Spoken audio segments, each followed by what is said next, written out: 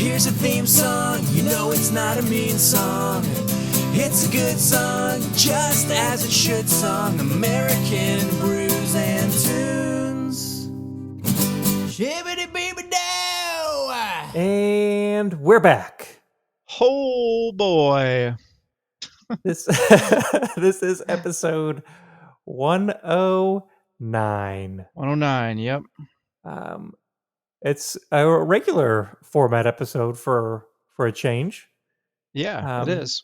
Jesse will be reviewing the album that I recommended like 3 months ago, 4 months ago, or something like that. Yeah. Because the Internet by Childish Gambino. Yeah, and let me tell you, this album is a lot to process, a lot to go through. Yeah, it's pretty insane, the amount of work that was put into it. But we can get into that later. Yeah, we'll get into it later. We shall. But until then, let's talk about the other stuff. Oh, did I introduce the podcast? I don't know. Maybe. I can't. I remember saying we're back, but after that, I don't remember what I said. We're back. This is American Brews and Tunes. Yeah. Of course. I'm Stephen Johnston. And my name is Jesse Titus. Yeah, two of the best things in one place, beer and music. Oh, yeah. We've already introed the music, so let's intro the beer. Yeah. This is our first episode back from dry January, technically. Technically, yeah, I believe so. I think so. A couple weeks after dry January. Yeah. It is not dry February. I can assure you that. No. But I should say, for those who are curious, I know Becca was on the last episode, right?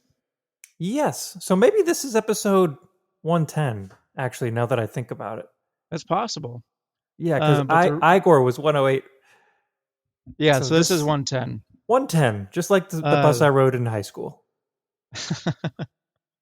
But anyway, the reason for that is because I was moving into a new place. So I was all busy with everything that comes along with moving, all the joy and fun of that. Getting settled in, and my sinuses were all crazy because of all the new aromas on the house, I guess. And I don't know, all the like the new like dust particles and whatnot. And yeah, I wasn't used to it, so I was like super like stuffed up and sniffly for like a week and a half as well. And so it was really nice of Becca to fill in. And we talked about Taylor Swift. T-Swizzy.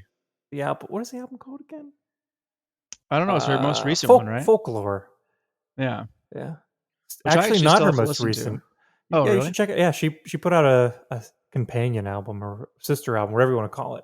Oh, same style. Interesting. Okay, lots of like stuff more with the dude folky, from the National. Right? Yeah, right. Guitar player from the National. I think he produced most of the record. Yeah. Pretty interesting. I think it's the first time I've ever listened to an entire Taylor Swift album. I can't say that I've done that either. It was pretty good, actually. But yeah, I'll definitely have to check it out. Folky. I like folk music. Yeah. She's going back and re-recording all of her old music. Did you know that? Really? Yeah, because why is she doing that? Just because she wants to make it, obviously because she wants to make it different, but she's actually, I think, trying to make it similar. I don't really know, but she's got a whole bunch of legal issues. Like she doesn't own her own masters. Oh, so she's making new recordings that she will own the masters of. Okay. Yeah. Real Big Fish did the same thing at one point in time because they all kinds of label issues and not getting the rights to the music. So that's interesting. I wonder if it was because she must have like signed some record deal with someone back when she was starting. Yeah. And I would not call myself an expert on what it is, but apparently she had signed the deal with the understanding that she would have the option to purchase her masters. Okay. Afterwards, and she was not given that option. Someone else purchased them. Dang. Yeah. Tough break. I mean, it's shady, but it was legal. So it's the entertainment industry for you. Yeah, pretty much. All a bunch of shade. But I'll tell you what's not shady. IPAs from Johnny Miller. Yeah, they're definitely not shady. You're reviewing a brewery that we have not had on the podcast before. Yes, we have not. They are from out that way in Johnson City, right? Not from Johnson City. I think it's from Waynesville, yeah, North Carolina, it looks like. Waynesville, North Carolina. And our But our good buddy and former roommate Johnny Miller lives in Johnson City, Tennessee, which is close to that like border between the Carolinas and I think West Virginia, maybe. I can't remember. yeah, it's like more central Tennessee, and it is closer to the Carolinas. I know Yeah, that for sure. yeah, Because he's pretty close to Asheville. yeah. A lot closer than we are, at least. Yeah, definitely. But he got us a beer to try from there. Actually, he brought back several beers from there, but this one is from the brewery Boo Jum. Is it Boo Jum or Boo Jum? I don't know. If you're Um, gonna go grammatically, I guess Boojum is Boo Jum. yeah, I would say But I say Boo Jum. Boo Jum. I think Boo Jum Uh, is a mythical creature. is it? Is that the creature that's on the can right now? Yeah, I mean, here's what it says on the back of the can. Oh. From the highest cave in the range, the Boojum watches over his dominion. Others fall in line behind the most dangerous creature. In his honor, we created a beast of a beer able to stand up to all others. Double the hops, double the malt. We didn't hold back on this beer that's destined to be king. So I think That's Boojum is funny. some mountain creature, like a Bigfoot or something. I would guess so, yeah. Boo Jum, what a funny name. Yeah, but Or this yeah. is called the Oh, King of the Mountain, and it is a double yes. IPA.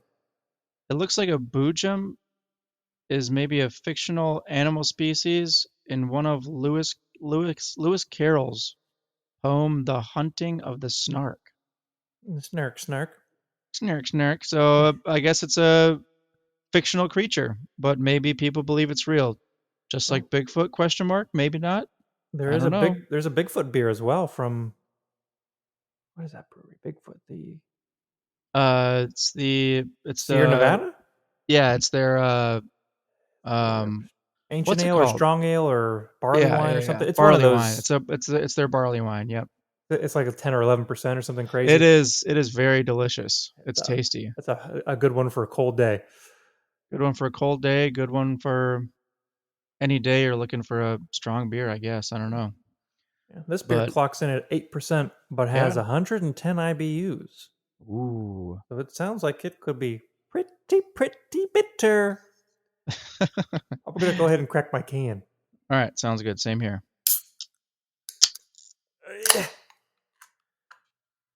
Also, Tough one. little uh, behind the scenes, when we did our cheers, several times we've been recording remotely. Recording remotely, yeah. On the times where we said it and it sounded like we were off, Yeah. in post I listened and we were on. Oh, really? When And then like we did our cheers and it sounded like it was on, it we were definitely off. was not. That's hilarious. So when we do it this episode, All right, just we'll say it just at a do it. normal speed. Yeah, at a normal speed, we'll just say it and it'll just come naturally to us and we'll get it right. Maybe because I've Um been having so many hazy IPAs lately, but this one yeah, is this one not. looks really clear.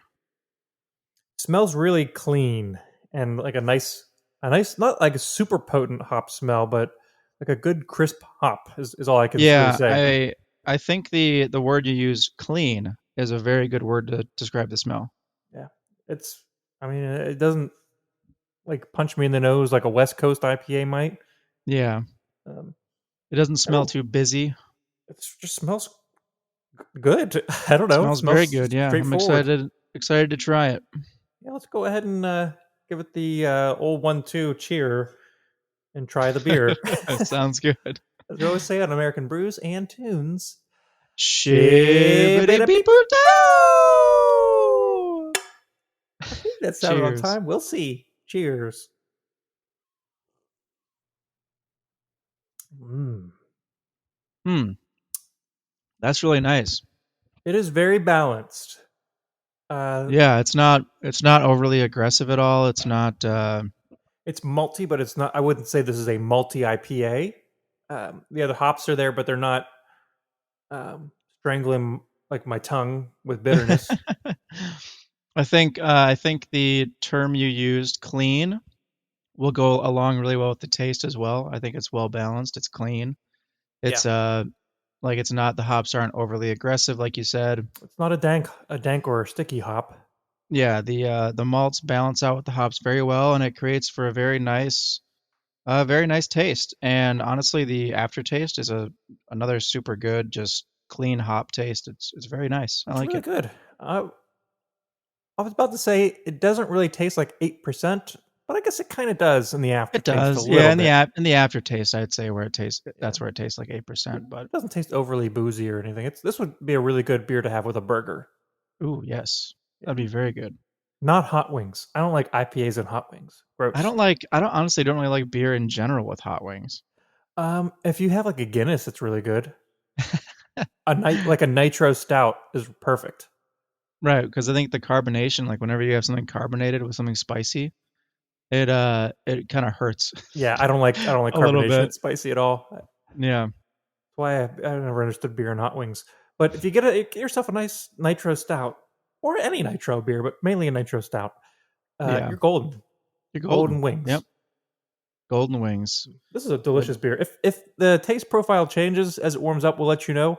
Otherwise, otherwise, let's jump into Childish Gambino's because the because the internet. internet. Whew. All right, everybody, sit back and strap yourselves in for a review that is gonna just scratch the surface of Yeah. what this album is. Um, It's a beast of an album, and for anyone who doesn't know, Childish Gambino is the stage name of actor, musician, writer, producer, producer, all like, extraordinary. He does everything. yeah, Donald Glover, no relation to Danny. yes. He has been on shows like 30 Rock, Community, and I believe he Atlanta, directed the show Atlanta on FX. a great show. He was also Aaron Davis in Spider-Man: Homecoming. Yeah, Miles Morales' cousin. who plays? He's a Night In that Prowler, movie. also. Yeah, Yeah. but yeah, Um, he's all around the best. I love Donald Glover. yeah. After listening to this album, I definitely want to check out his release before Camp. Camp is I really like Camp, but it's very different. Yeah. And then the Um, album after this, which was called "Awaken My Love," way different. That's like a funk and R&B album almost. really cool. Yeah, it's. I mean, he does a lot of variety, so it's. I think he just does Nice. whatever he's really interested in. Very cool. But he quit the show Community to do because of the internet. Right. Yeah, Okay, so that's where the timeline is for this. Okay. yeah, and to Uh, start Atlanta. yeah, because the internet was released on December 10th in 2013. They recorded the album at a mansion owned by a basketball player named Chris Bosch. Chris And Bosh. while they were there, they dubbed the mansion the Temple in their time there. And I Range. think, okay, so let me give a little bit of back information about this album. There are a few companion pieces that go along Yes. with this album. There's a 72-page screenplay, which I did not delve too deeply into. it's And it's pretty crazy. there's also a short film entitled "Clapping for the Wrong Reasons," which I did watch. Yeah, it's kind of abstract in some parts. Yeah, I actually rewatched it today, and like after watching it and listening to the album a bunch today, I was like, man, I mean, I see the connection vaguely, but like Mhm. can't really put my finger on how they're directly connected. And that's going to be a similar theme And that's throughout this whole album for me, is that like I only kind of scratched the surface, so I'm not exactly sure all of the intentions yeah. or like every single part of the story that this album portrays or plays out.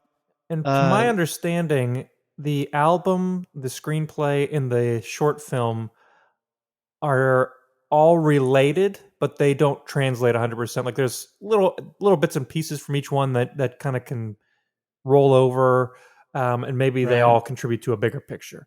Okay. And if you, the listener, has an extra like 12 hours to kill, I was gonna ask you about this because there if you are interested in the in the If you full like, story. yeah, if you hear what Jesse says and you're like, this sounds pretty interesting, I would like to know more. You can either do the research yourself or listen to a podcast called Dissect, where this dude literally spends an hour or more on each song. Sometimes Yeah, like an hour and a half. It's absurd. of which there are like what 19 songs, Yeah, 19 tracks. Some of them are short, but yeah. But still, it's. I mean, he goes in depth with the album, the screenplay, and the movies, so he helps connect it. But we do not have a we don't. podcast fitted for that. No, we don't. We try to keep things short and sweet, and Ain't nobody got time for that. nobody got time for that. And I mean, guess we should say the general purpose of this podcast, if you're just joining us for the first time, is to introduce each respective co-host to new music that we have not listened to before, to expand our musical horizons, and to try new beer during that process. And in our journey, hopefully, we persuade you to do the same. Yeah, for sure. Yeah. So let me give. I guess let's all get started on talking about Because the Internet. Yeah. One thing that I do want to mention is that the album was mostly written by Childish Gambino and then a composer producer from Sweden named Ludwig Göransson. Mhm. It's G-O with an umlaut, Ransson. Yeah. And he is, you guys, mostly everybody will probably know some of his work.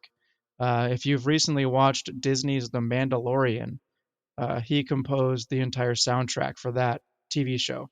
I think he's up for an So Emmy for that. yeah, he's done a lot of work on Several TV, movies. on movies. He's worked with a He lot of different artists. he worked with Donald Glover on Community because he did the music for that, and Yep.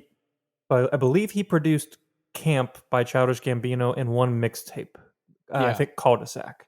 I So, know that he did produce Camp for sure. but it's pretty wild that this guy who produced this rap album does professional scoring for television shows and movies. Yeah, I mean if you've just to take a little sidebar here, a little sidetrack, the music for The Mandalorian is fantastic.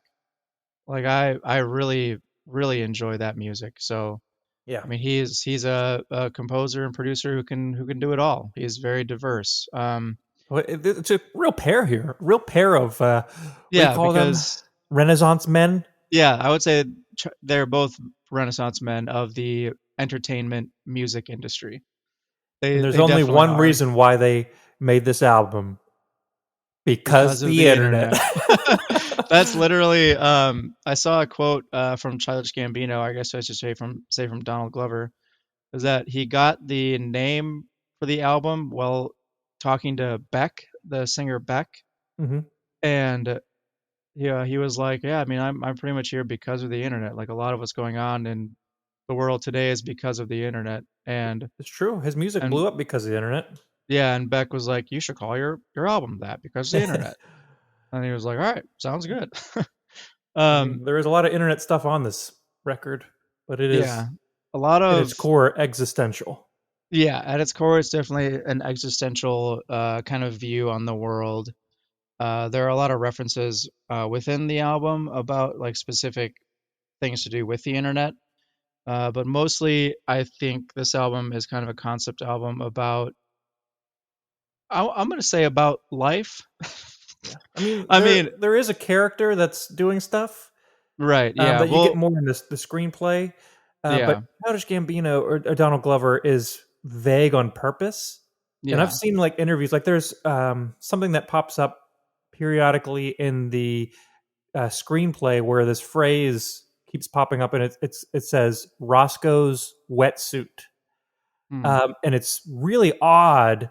And somebody like asked him what it means, and they gave them his version of like the person's like, "Is this what it means?" Blah blah blah blah blah. And Donald Glover's like, "For you, sure, yeah, it can mean whatever you want it to mean." And they asked him what it means, and he's like, "I'll let you guys figure it out." That's funny. So I think he just wants everyone to have their own experience with it. Yeah. That reminds me of Bob Dylan, like back in the day when he was like at a press conference and one of the reporters was like asking him like what a specific song means, and he's like, I don't come and talk to you and tell you how to do your job, so like don't try to inquire as to how to tell me to do my job or something like that. And that kind of reminds me of it, like just not directly telling people what a song means and just kind of letting them Yeah. figure it out for themselves.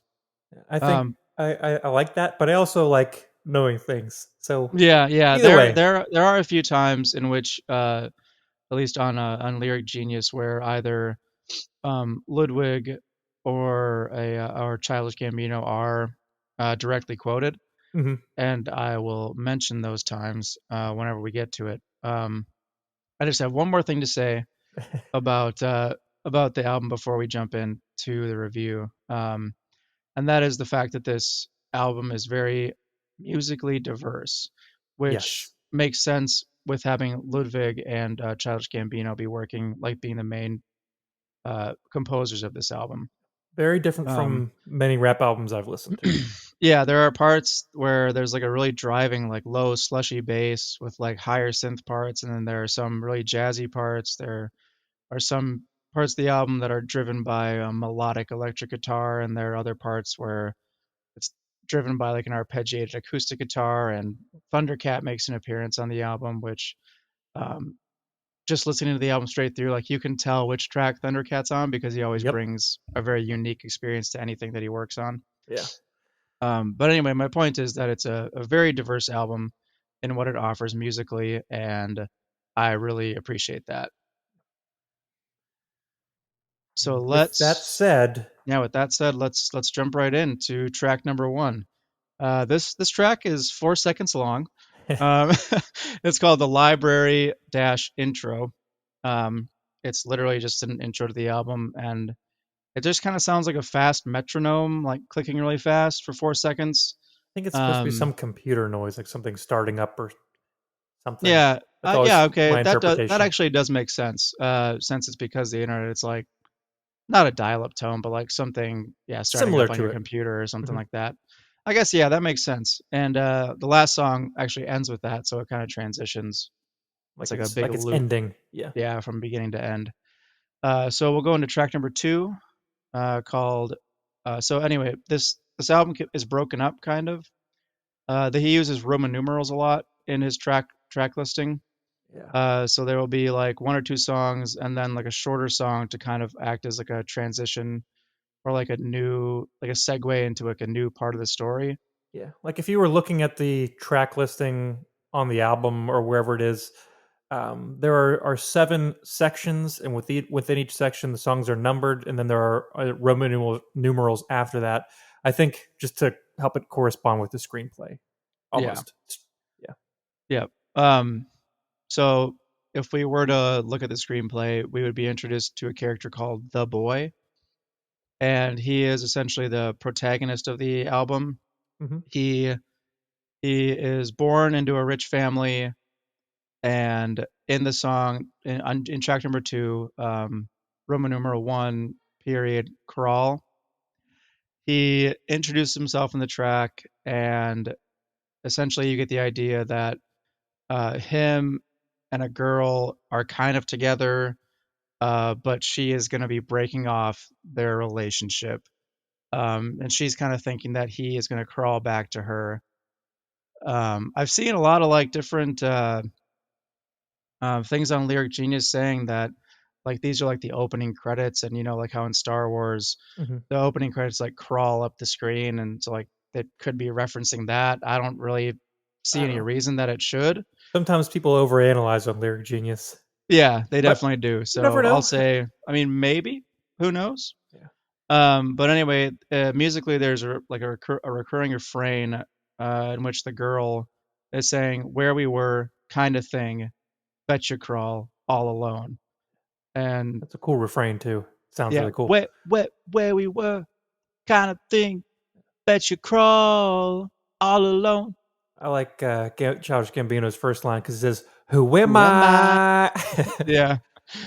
And Um, I think that's his first line on purpose because that's yeah. a question that will not come up verbatim, but the question that definitely is recurring throughout the album. Yeah, the whole theme of like existential dread, you know, Yeah. like the trying to figure out one's purpose in life is pretty much kind of the crux of this album, I would Hmm.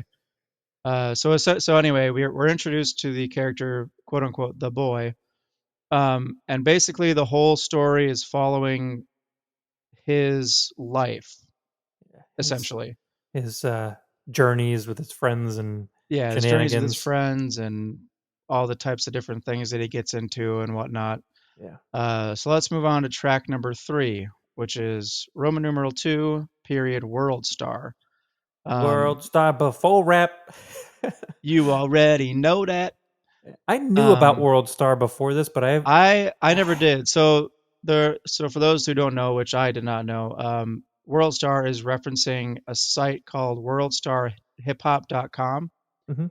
and apparently the song is mocking people on the internet who watch like random people fighting on the street, or like people who are Those seeing are that happen and like getting out their phone and recording it. And yeah, those are videos that pop up on the website World Star. It's usually rap songs and fights and all kind of crazy things.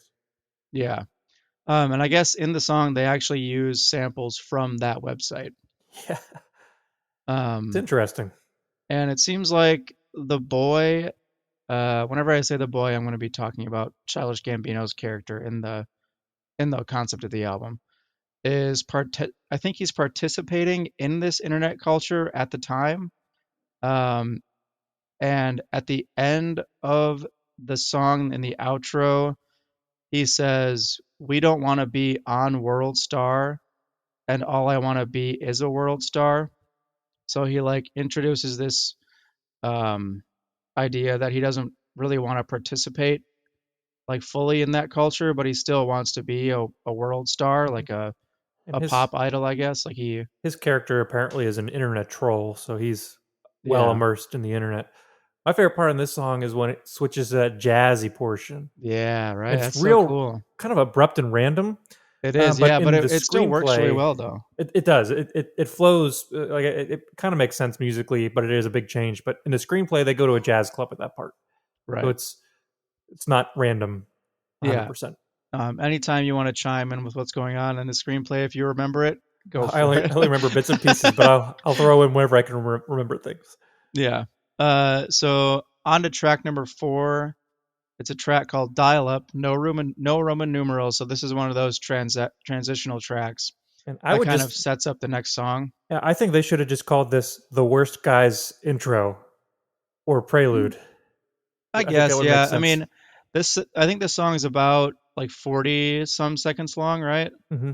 Something like that. And it starts with someone getting into a car, and I'm assuming that also corresponds with the screenplay. Hmm. And it's like a rainy day, and you can hear the windshield wipers going back and forth, and then that's followed up with some heavy synth chords and a synth melody that leads into track number 5, which is Roman numeral 1, period, the worst guys. Yeah, and they use that windshield wiper in here too. I think it's cool to Yeah, they incorporate use that into the they beat. use that throughout the album.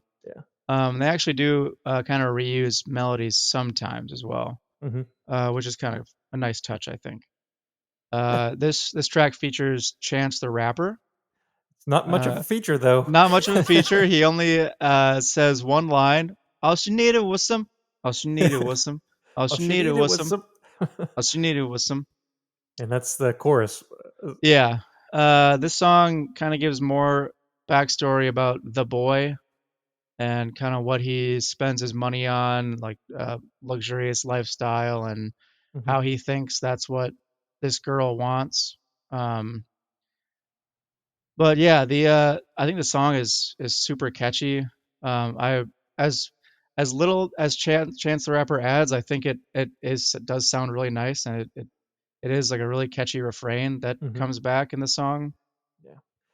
I think in the screenplay, this is about him talking about his friends after they did their whole World Star shenanigans. They were at a club, and I think someone witnessed a shooting in that song. But in this song, he's kind of I think it's a party at his house, and I think his friends are who he's kind of considering the worst guys.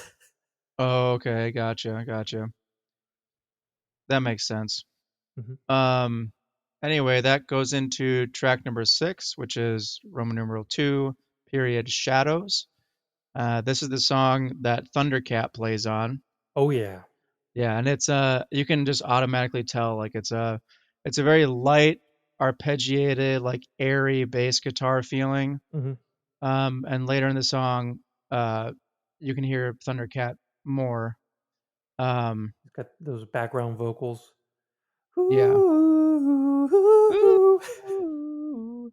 In this song, he's trying to get in contact. The boy is trying to get in contact with the girl, but the girl is not replying to any of his emails anymore, and so he is kind of left alone in the lurch, which is another very common theme that Gambino kind of delves into is like being alone Hmm. and being depressed and like trying to deal with that.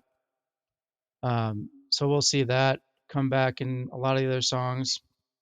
Um, but we'll move on to track number 7, which is Roman numeral 3, period, Telegraph Avenue, parenthesis, Oakland by Lloyd. Um, It's so goofy that there's a fake. it's Oakland by it's a Lloyd is a fake song made up for this album. I thought it was a real guy. Lloyd is a real guy Oh, okay, gotcha. because Lloyd is a real artist. I think he's on this song, right? I believe so. Yeah, I think he's singing Lloyd. The I don't know if he's R&B or rap or what he is, but he's singing a song called Oakland, but it's not a real Lloyd song. It was written for this album. Specifically for this album, just because at the beginning of the song, he the boy gets into the car and like turns on the radio and it's like, "Hey guys, this is Power 106. This is Yessie Ortiz. I need you to turn this full blast and listen to this new track called Oakland by Lloyd." Hmm. And then it like kind of like transitions into him listening to the song, and then he like eventually kind of starts singing along with the song in the car, which eventually transitions into Gambino actually singing the song Hmm. Oakland by Lloyd, or Telegraph Avenue, I guess. Yeah, it's an interesting one. Um, it's actually one of my favorite songs on the album, just because I think it's so catchy. Like, and it like the way it starts. She was making Japanese, and I'm watching DVDs in Oakland, in In Oakland. Oakland. Yeah, like I just really really like it. But I guess this This is one the song translates to the about, screenplay pretty well because he's traveling up yeah, to visit a girl who he who he used um, to date or something, or he used used to to have a date, thing and with. he's trying to get something started with her again. But Yeah, even though they have completely like different lifestyles at yeah, that time. and he's listening to Oakland as he drives up there. Yeah, and he's And listening to Oakland. Yep. She's in Oakland. I think he's in Right. L.A. Palisades or wherever. Yeah, but just that whole song, the like how it progresses and how they put it together, I really appreciate and really enjoy. Yeah, it's a cool one. On to track number 8, which is Roman numeral 4, period, Sweatpants. And this is one of the singles off the album, I believe. This is my favorite song on the album. It is really catchy, and the basic idea of it is it's describing the boy's lifestyle, which is just like a rich kid life. And I believe a quote from Childish Gambino, when someone asked him like, "Why'd you call this song Sweatpants?" He was like, "Because rich people can wear whatever they want. They can show up to a black tie event in sweatpants and no one would bat an eye." Like, Hmm. so he's kind of trying to portray that sort of lifestyle in this song. So that's Snarky, why he rich, called it and Sweatpants. braggadocious. Yeah, but really, are you eating though? Are you Are you eating eating though? though? I The love it. The feature guy, whoever that is, Problem. problem, yeah. They only he's more like a hype man on this song. Yeah. Just just like yeah, yep, uh-huh, Yep. yep, what? And it's like nothing really. I don't know why he's on there, but he is. Yeah. It's So I such a think, good song though. yeah, I think this song is kind of used to show the attitude of the boy at this time. Rich, not really Rich, not really caring about considerate. anything and not considering others. It's like one of the main lines in the song is he says, "Don't be mad because I'm doing me better than you doing you, better than you doing you." So he's like, "Hey, just because I'm like rich and doing well for myself, like don't get pissed off on, I assume on the internet or something Hmm. like that. People commenting or whatever on something that he's posted or There is one whatever else. interesting part on this. When he says he doesn't care about his family name, you can hear um, like he pounds his fists on a table and then it gets quiet for a few seconds. Yeah, At that point in the album, in the music video for this song, and on the screenplay, he hits the table and it goes silent, but all for seemingly different reasons. So it's kind really. of interesting if you ever want to dive in and Hmm. see why. It's a weird music video in a diner. I watched the music video and it was really interesting. Like he kept exiting the diner and re-entering through the way he entered the first time, and then More like people became he progressively, became more yeah, more people, people were Childish Gambino in the diner. Yeah, and then by the end, everybody in the diner is Childish Gambino. yeah. So weird. Um. Anyway, uh, on to track number 9, which is Roman numeral 5, period 3005. Which I believe this is my favorite song on the album. I think this was the other single as Yeah, well, right? it's more reminiscent of what it sounded like on Camp almost, like more poppy and more. I was about to say jovial, but it's not really jovial. Jovial. Uh, It sounds like it is until you read all the yeah, lyrics. it sounds like it is until you realize that this is literally a song about him like trying to figure out what life is about, Yeah, it's a basically. really negative song lyrically, Um, but the chorus and the sound of the song is very positive. yeah, and I'm actually gonna read a direct quote from Gambino about this song. He said, "Everybody's like, quote, it's a love song, end quote. It's kind of an existential thing. I'm just really scared of being alone." And he says, "When I was little, there was a big dog down the street. I was really scared of it, but when I was with my sister, when I knew I had to protect her, I wasn't afraid of the dog as much because somebody was there. I had a purpose." Um, he said, I kind of feel lost. I kind of feel lost like that. I feel.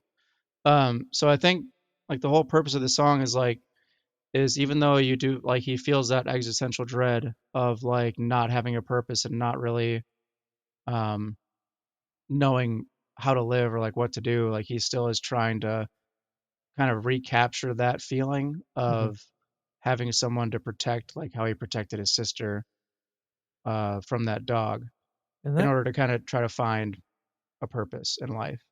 that quote reminds me of Hunter x Hunter Really?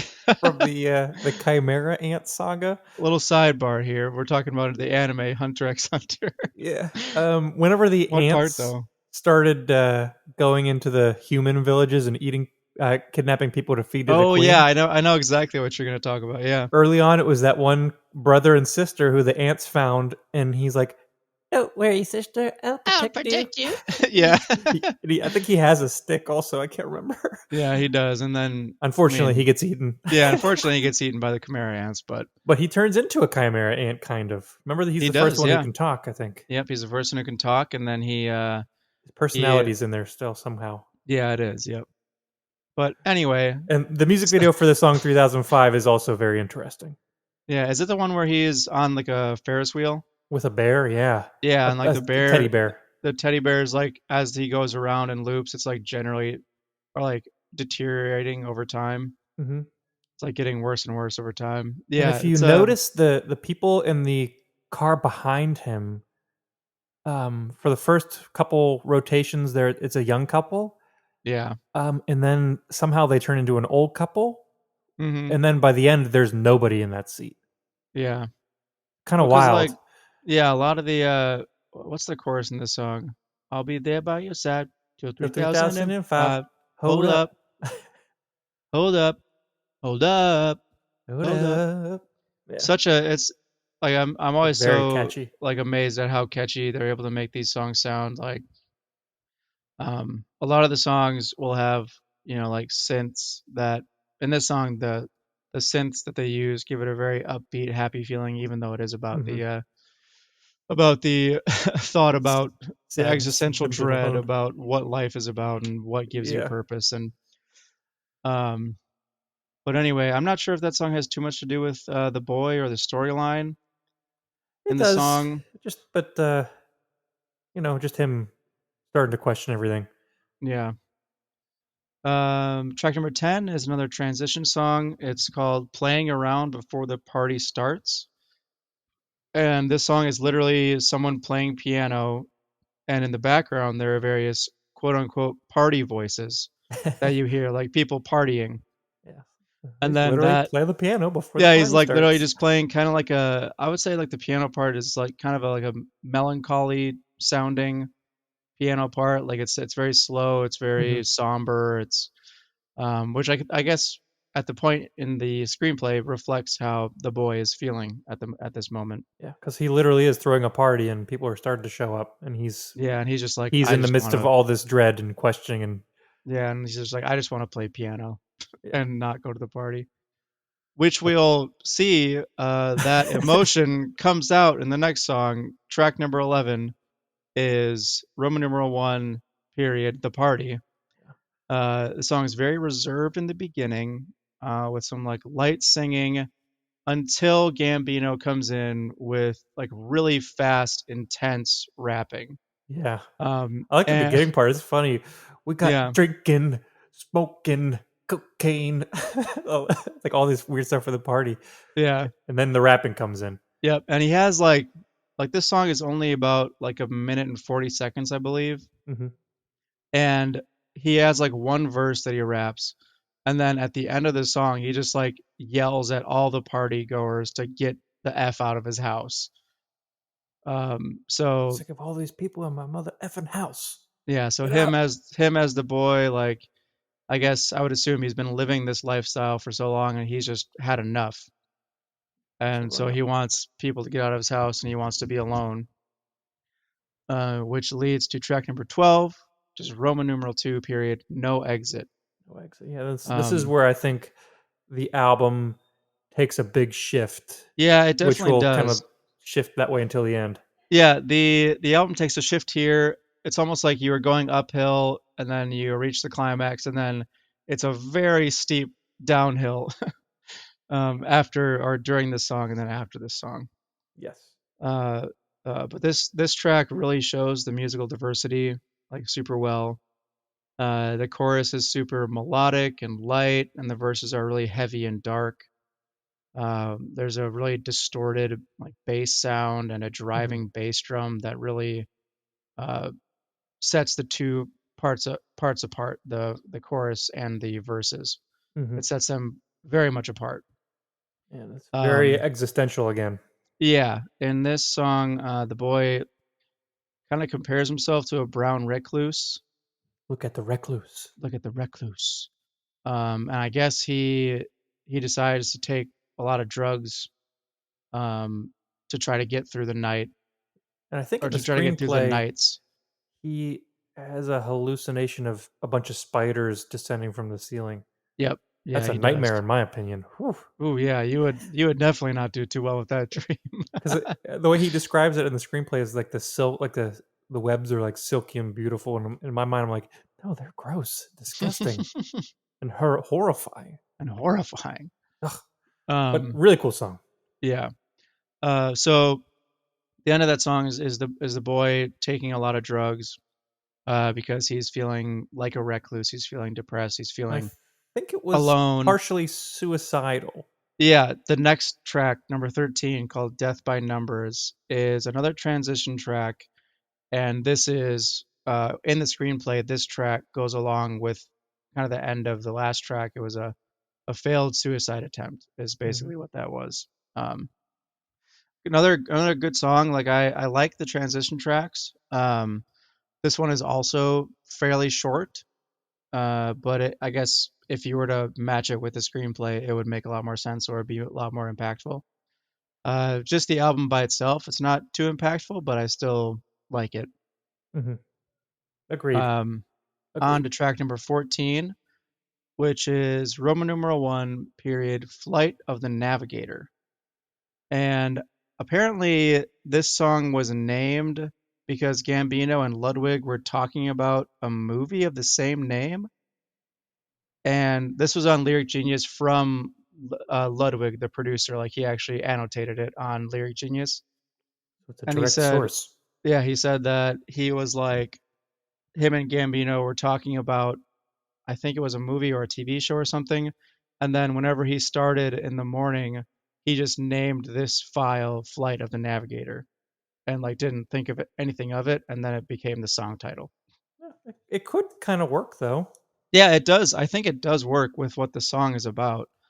Um, this is also this also shows the incredible musical diversity on this album. Yes, And it's nothing also, else sounds anything similar to this song. yeah, just like the way the whole song sounds, it is again like one of my favorites on the album because it sounds so different and like It's got those just soft, like really. really It soft, sounds like really arpeggiated. emotive lyrics. Yeah, yep. And that's over a very Cold soft, water. arpeggiated acoustic guitar. Yeah, really, really pretty Um, song. and there was actually Gambino's said what this song was inspired by. And he said it was inspired by the death of someone that he was close to. Uh, one of the lyrics that I kind of pulled from the song is when he says, "So we're left alone, no one left to call upon. Be still, my broken bones, as I travel on. Just hold me close, my darling." Because Just that's like the hold me line. close, my darling. Yeah, that line kind of goes throughout the whole song. Um, yeah, I'm a big fan of that song. I assume they put it here because of like the boy's failed suicide attempt, and like it just kind of made sense to put it at this point in the album. Yeah, he's kind of trying to figure things out still, I think. Hmm. But that whole idea Makes a big does change. lead does lead directly into track number 15, which is Roman numeral 2, Zealots of Stockholm, free information. Um, This is I a don't know wild why it's one. called Zealots of Stockholm. Do you know why it's called that? Yeah, in I believe in the screenplay he goes to Sweden because his dad dies, Okay. which that might be the person who died in the last song who he was referring to Yeah, I knew that his dad died. I didn't in the know like album. when he died chronologically. Yeah. So I Um, wasn't sure if it was before this song or after this song, before the next song, which is called Earn. yeah, so I mean, in there he's going to pick up the urn, but I think he travels to Yeah. Sweden to, I think, pick up like just I don't really remember He entirely. goes there for some reason that's related to his father's death. We'll say that. I think in the screenplay he meets this girl who's dating the guy who wrote the Fox song. I Oh, don't know if right. you I remember I that watched from I ninth grade watched or I think I was like junior or sophomore year of college. I do remember What's that a song. fox Yeah. say? Yeah. I watched Anthony Fantano's review of this album, Uh huh. and he did mention that he was like, and at some point he goes to Sweden and gets in a fight with the guy who wrote "What Does the Fox Say?" So it is very random, but I Yeah, think that's more internet references because I think yeah, it he's makes trying to point sense. out how this guy really shouldn't be as important as he thinks he is. Right. Yeah. So goofy. Um, the thing that struck me about this song specifically was the music in the song. The musical choices. Like the song starts off, it's like broken up into different sections. So like it starts off like really kind of laid back in like a 3/4 time, Hmm. and then eventually it gets to like a really like deep driving bass, like really intense 4/4 section, and it like transfers between those two, and it just like sounds so disjointed. It's really weird. Yeah, it's got some very strange stuff in this song. I'm not exactly sure if I like it. Um, but in Things are getting weird on the album here. yeah, they're definitely getting weird. But basically that song is dealing with the you know deals with the death of his father, and that subsequently makes the boy kind of think about life and death. Um, at least that's what I can kind of glean from the general storyline or the general themes behind this Yeah. this whole album. Yeah. So that leads on to track number 16, which is Roman numeral 3, period, Earn. Earn. Uh, this song is the boy having his father's ashes in an urn, Yeah. I believe. And he talks about like being by the ocean and looking up at the stars and throwing them into the sea. Mm-hmm. And so it kind of talks about him, like the process of him taking care of like what his father left behind and what his father was to him. Processing and all Uh, that. Yeah. yeah. And as we learn in the screenplay, I believe, I don't know if it's about the next song. I think it bleeds into the next song, track number 17, which is Roman number 1, Pink Toes. Mm-hmm. I believe the boy starts worrying about how much money he's going to have now that his father is dead. Because Like his he father doesn't was know. his father in the screenplay is the rapper Rick Ross, which is Oh, right. I forgot kind of about weird. that. It's very strange, but he's rich, and apparently, now that he's dead, I think the money kind of funnels away relatively quickly. Yeah. And so basically, in the song Pink Toes, the boy decides to become a drug dealer. Yeah, Um, it's so funny because it starts off all happy with oh yeah, it's like rainbows, sunshine, sunshine. which Yeah, are apparently drug references. that makes sense. Yeah.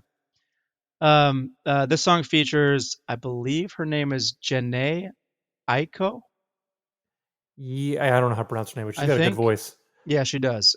She makes an appearance on this, and she plays as the girl who I Yeah, guess they're together now, and she thinks that he's gonna make a really poor drug dealer, but she goes along with it anyway. yeah, she's kind of I grappling guess. with. She doesn't want him to do it, and she's kind of wrestling with the choice to stay with him or not because she's like, all my friends say I shouldn't get Yeah. involved, but she can't help it.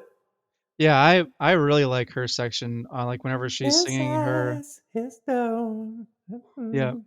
like I really like the part where she's singing. Like it's fantastic.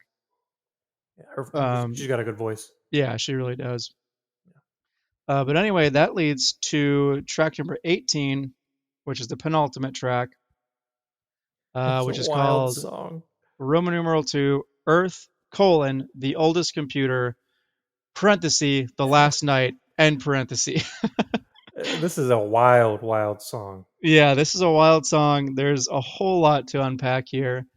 This song really deals with all the themes that you've been hearing about throughout the whole album. Yeah, It deals with finding purpose in life, like trying to figure out what it's all about, trying to deal with just everyday problems, just everything like that. Um, Eventually, I believe either Childish Gambino or the boy comes to the conclusion that nothing in the world is permanent. The only thing that is permanent is the concept of progress. yeah. And he like talks about how the Earth is the oldest computer and how that it will be here after we're We're gone gone. or after because like one of the lines in the song is uh I don't want to It's something an an era. era. I just want to live forever, forever. So like he wants to live forever to continue seeing that chain of progress, but ultimately he knows that he is only going to last for sorry. Oh, you're good. Ultimately he knows that he's only going to last for like an era, Yeah, basically. yeah. It's Um wild though, because it's like part of the song um starts to sound like a rave, like a party, like it is the yeah, last night. yeah. And in the screenplay, at this point, I think one of his drug dealing kind of gets a little out of hand, and some of his enemies who might be like dirty cops show up, and there's shooting, and Yeah. Is this the point where that shootout begins? Is that like the at the end of this song yeah, that's the end of or this song. okay, gotcha. Okay. I was curious about that because I knew that He either that is ends up kind of in jail or how dead. Yeah, yeah, that's how this whole thing ends is that he gets into a big gunfight with the cops over his drug dealing ways. Um and I guess maybe I don't know if he's either dead or in jail. Yeah. But Um, somebody's around to do the last song. Somebody is. Yep. Track number 19. The last track on the album is called Roman numeral 3, Life, the biggest troll, parenthesis, Andrew Arenheimer, Andrew Arnheimer. This song which, is um, pretty much a straight rap song. yeah. It's got a pretty good steady beat, and then he Um, raps for the most part over it. as far as I know, Andrew Arenheimer is a hacker who And hacked into AT&T or something. something like that. And was he like And a racist or white supremacist or something weird? they either that's what they say he is. So, and I'm not sure if like I could be completely wrong in this, and if I am, I apologize. Like, I'm not sure if Childish Gambino is saying that he is the biggest troll, or if I think that's not exactly what he's saying. He's like using Andrew Arenheimer as an example, but the point of this song is that life is the biggest troll. Yeah, it's kind of it's all a joke, trying to That figure like, out who you y- are and what matters. that it's all a joke, and that like life is essentially meaningless, and whenever you're born, that's actually your death sentence. And um, but then at the end of the song, he talks about how, like, he says, like, I need you to help me, like, you're here with me, I need you to help me. The joke's on you because you showed up. You're here Yeah, now. I need you to help me. yeah. So it's almost like, well, yeah, everything's pointless, and But yeah, it is kind of a troll to be alive, but we're still all here, and we still need to try to get through life together. and As he kind of, still hasn't figured it out. I mean, he know. I mean, yeah, he's probably in a better place trying to figure things out, but it's not. He still doesn't know who he is fully. yeah. Who am I? Oh, so that was Childish Gambino. Because the internet. Because the internet, I did a very poor job of explaining the storyline.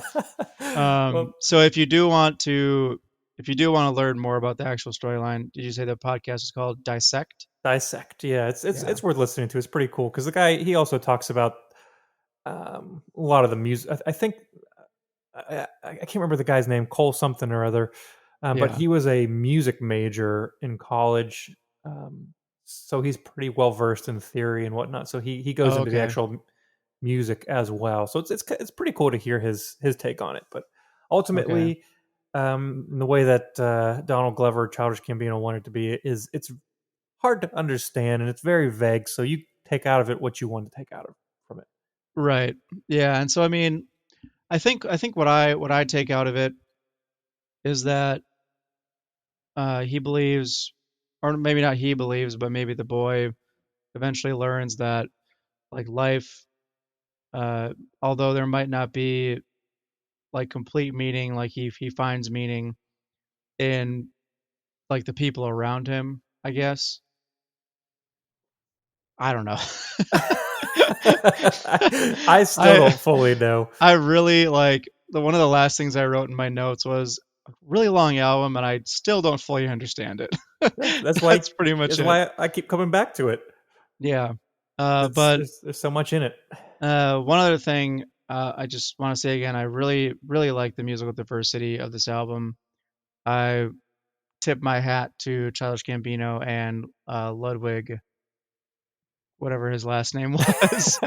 Where is it? I got it in my notes here somewhere. Goranson or something along those Göransson, lines. yeah, Göransson, yeah. So yeah, like hats off to them. Like I think it's a fantastic album musically. They did a good job at making something very Yeah. unique, I didn't like everything that I heard musically, but it was still very good. and it works as a Um, whole. yeah, it works as a whole. I'm glad I listened to it. If you want to check out a couple songs, check out 3005, Telegraph Avenue, Oakland by Lloyd, or check out Flight of the Navigator. I really like those three songs. I would say check out Sweatpants, but check out whatever you want out of Yeah, those. or check out the whole thing. Yeah, I'd say check the whole thing out. But if Definitely give it a if chance. you're too nervous, Hey, if you're too nervous, just check out one of those songs that we mentioned, or two yeah, of them yeah. maybe. Good stuff though. That's a doozy of an album. It honestly, it really was. Like, no This- joke. Like, I listened to it the first time through, and I was like, "Who Uh-oh. boy, I don't know what this is." Yeah, I knew what I was But getting you hey, into. yeah, it's all good. It's all good. It was definitely worth it. It was a good album. Yeah. Looking forward to next week. I think we're gonna have either a freeform or a one-off. Maybe we'll do an Arcade Fire album. Who knows? We're gonna do something easy. We're gonna do something fun, Easy peasy, lemon fun to talk squeezy. about. It'll be great. Yeah, it'll be a cakewalk compared to Because of the Internet. Yeah. What are your thoughts on this beer? Oh yeah, we're back to it. I still got think some it's left been right here. steady the whole time. I haven't really noticed many changes, but it's been steady and solid. Yeah, let me take another sip here. It's a little higher on the booze level to like crush a whole bunch of these. Yeah, If definitely. you wanted to have a bunch and not ruin your night.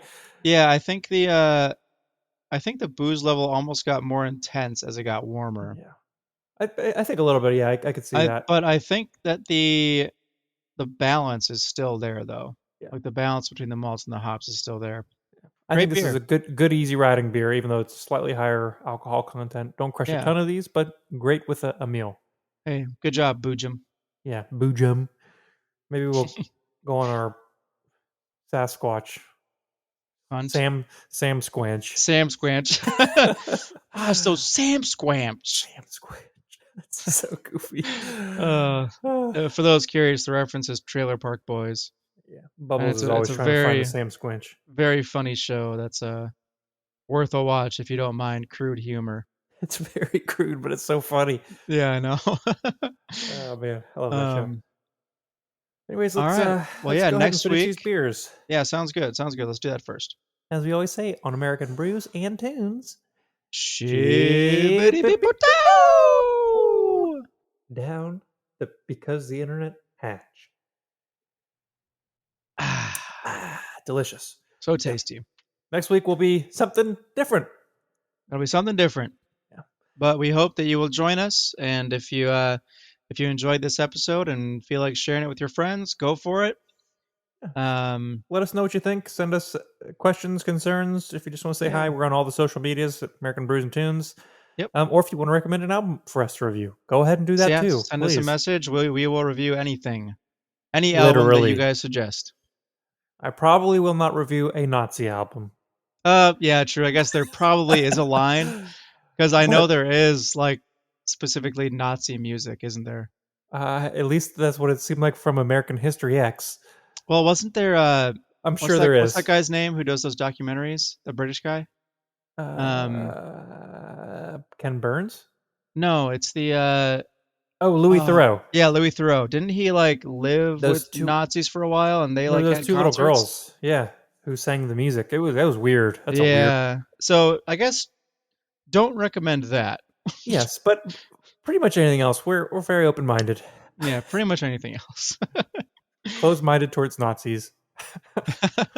I mean, yeah, as one should be, right? Like, Yeah, that's it's not a very good thing to be. That's a given. Yeah. Yeah. Anyways, my name is Steven Johnston, And my name is Jesse Titus. and this is American Brews and Tunes. Yeah. Don't be Nazis. Here's a theme song, you know it's not a mean song.